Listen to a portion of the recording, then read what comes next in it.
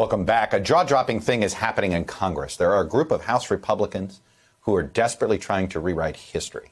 Just hours after ousting Congresswoman Liz Cheney from her leadership role yesterday over her refusal to back Trump's lies about the 2020 election, those lies that led to the January 6th riot, well, Republicans on the House Oversight Committee went out of their way to minimize and actually defend, believe it or not, what happened at the Capitol on January 6th. In what can only be called an attempt to gaslight the American public, these Republicans claim Trump supporters were the real victims on that day, that no, there was not an insurrection, don't believe your lying eyes, and that the rioters were just normal tourists. We're not making this up. Listen to what these members said. And then, when they're saying it, we're going to show you what actually happened. Take a look. The truth is being censored and covered up. As a result, the DOJ is harassing peaceful patriots across the country. It was Trump supporters who lost their lives that day, not Trump supporters who were taking the lives of others.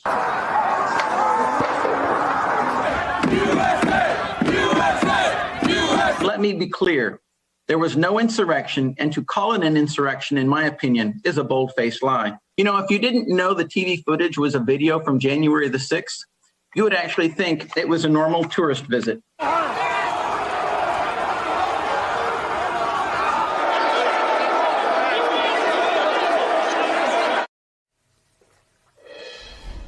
For more on what this means for the GOP and for all of Congress, Leanne Caldwell joins me now. And Leanne, that last comment came from a fairly new member of Congress down in Georgia, Andrew Clyde.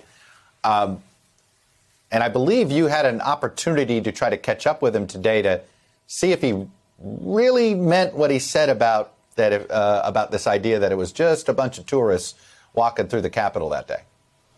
I did, Chuck. So it was at an event this morning with Republicans honoring police officers. It's National Police Week.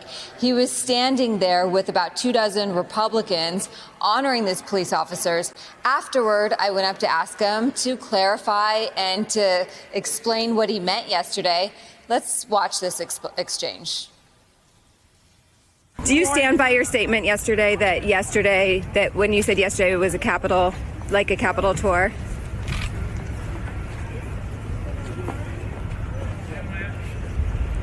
Do you stand by those statements? Do you regret saying that? Five people died, including police officers, and you're here today honoring police officers. If you're honest in your statement. What's wrong about it when that's what you said? Think about what you just said. You didn't take what I said in context at all. So can you explain to us? Explain to us. Explain to us. Go listen to what I said. Okay. We did. So do you believe that January 6th was an insurrection?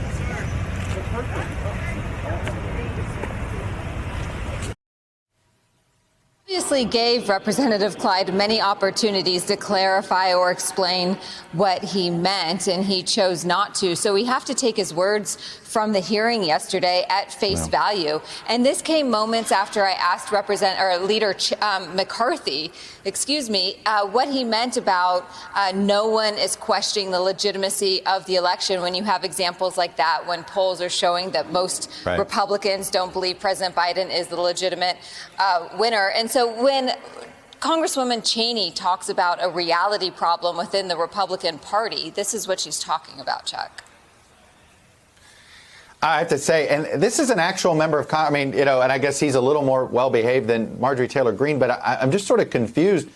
These are, it's sort of bizarre to me to have members of Congress behave this way to the press, and I know that it is good politics on the fringe right wing to attack the media or to be snarky like this, but how much of an attitude change have you noticed with this new crop of elected officials?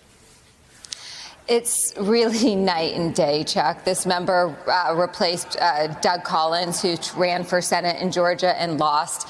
Also from Georgia, Representative Marjorie Taylor Greene, who for the second time, at least that we know of in the past month, has gone up to Representative Alexandria Ocasio-Cortez very aggressively, asking her to debate her ideas on the Green New Deal.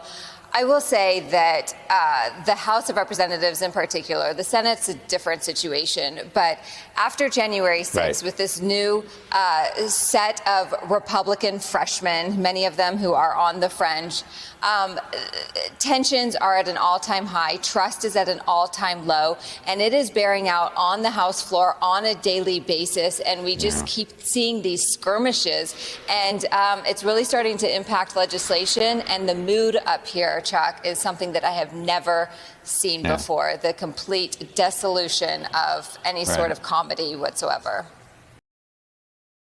Hey, thanks for watching our YouTube channel. You should know that you can follow today's top stories and breaking news and catch up on your favorite MSNBC shows all in one place. Download the NBC News app today.